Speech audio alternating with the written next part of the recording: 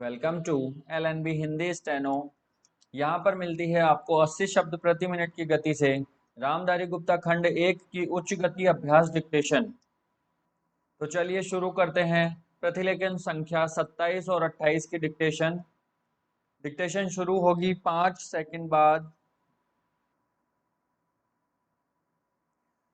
उपाध्यक्ष महोदय, मैं मानती हूँ कि बहुत से जो हमारे भाई हैं उनकी ओर से शिकायतें आई है और यहाँ बातचीत चलती रहती है कि हम अपने इलाके में सफाई बंद कर देंगे, परंतु यह विषय स्वायत्त शासन संस्था के सहयोग से नहीं हो पा रहा है जैसी कि हमें आशा है, और मैं समझती हूँ कि राजनीतिक दल स्वास्थ्य के विषय में ध्यान रखते हैं, क्योंकि यह मानवता के लिए बहुत आवश्यक है और इसमें राजनीति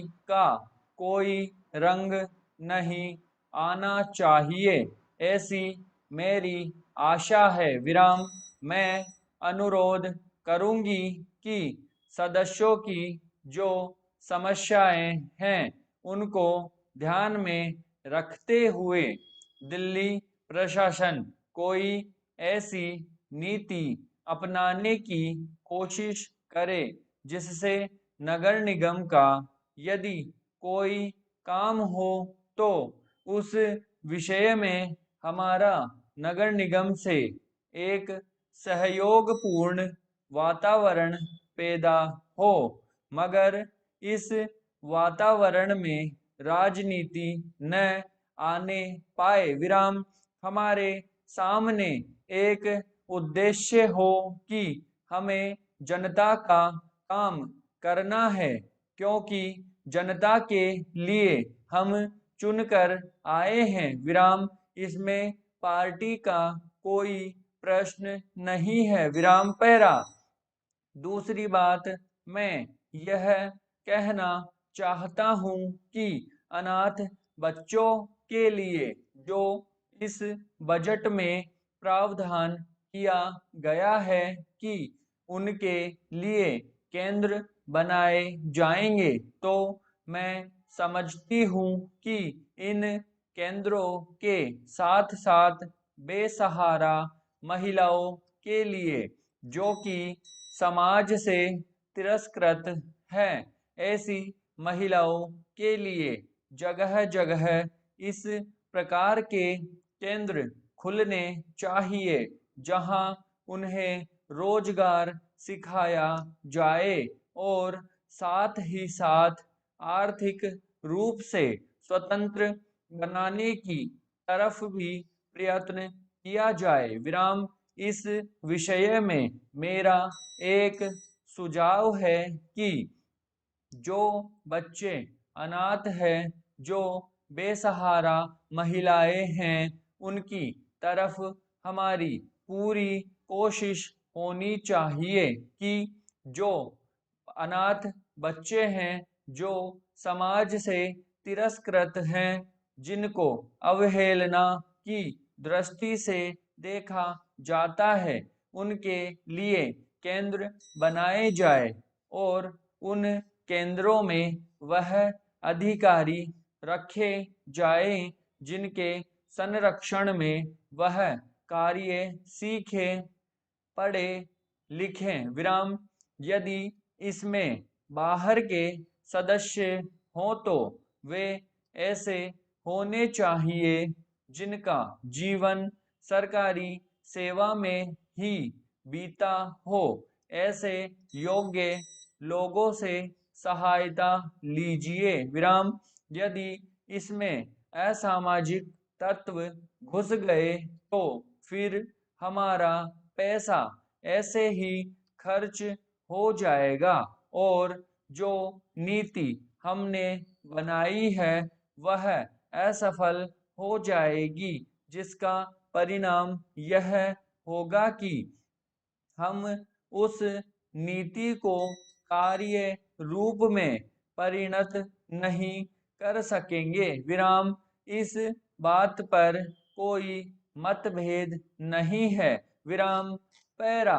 उपाध्यक्ष महोदय, रूस में भारत के जो मानचित्र प्रकाशित हुए हैं उनमें भारत के कुछ हिस्से को सही तरीके से नहीं दिखाया गया है। विराम।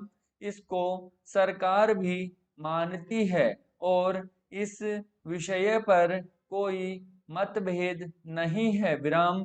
प्रश्न यह है कि अगर किसी देश ने हमारे देश का गलत मानचित्र प्रकाशित किया है तो एक सरकार के रूप में भारत सरकार का जो कर्तव्य है उसने उसको निभाया है या नहीं, और अगर निभाया है तो किस प्रकार से निभाया है। विराम।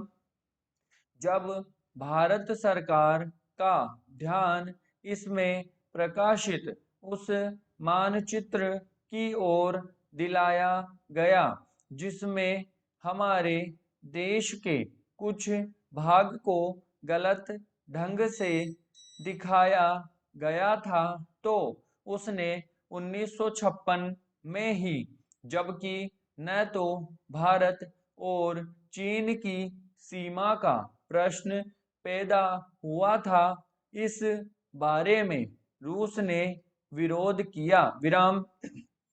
इसके बाद भारत सरकार ने लगातार 4 बार रूस सरकार से लिखित रूप से विरोध किया कि हमारे मानचित्र को ठीक से नहीं दिखाया गया है। विराम।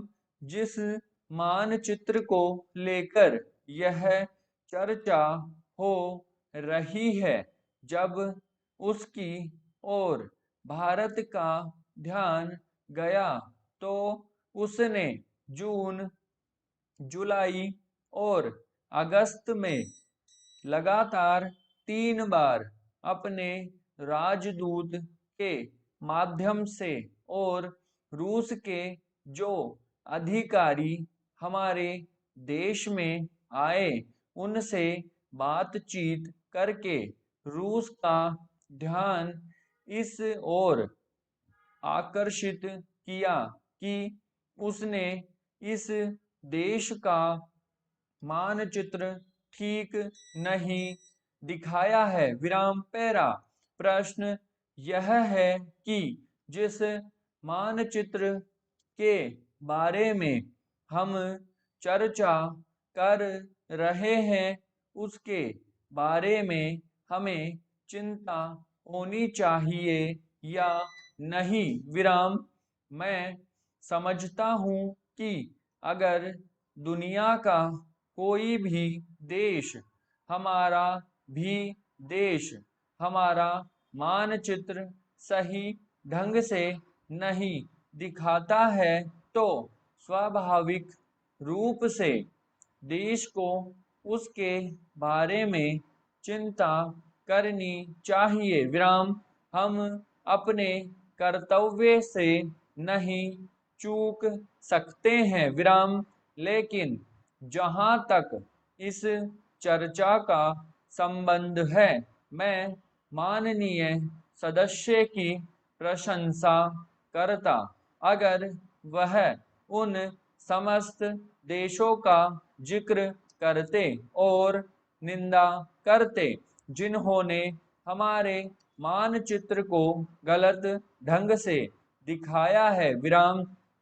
उदाहरण के लिए पाकिस्तान को शिकायत है उसके मानचित्र को केवल रूस, इराक और मिस्र ने ही नहीं बल्कि अमेरिका ने भी गलत दिखाया है। विराम। जिस कश्मीर को हम भारत माता का ताज और मुकुट कहते आए हैं, जिसे हम कहते हैं कि वह इस धरती पर हमारा स्वर्ग है, उस इलाके को बिल्कुल उनकी दया और कृपा पर छोड़ दिया गया है। विराम। यह बात उत्साहवर्धक नहीं है। विराम समाप्त।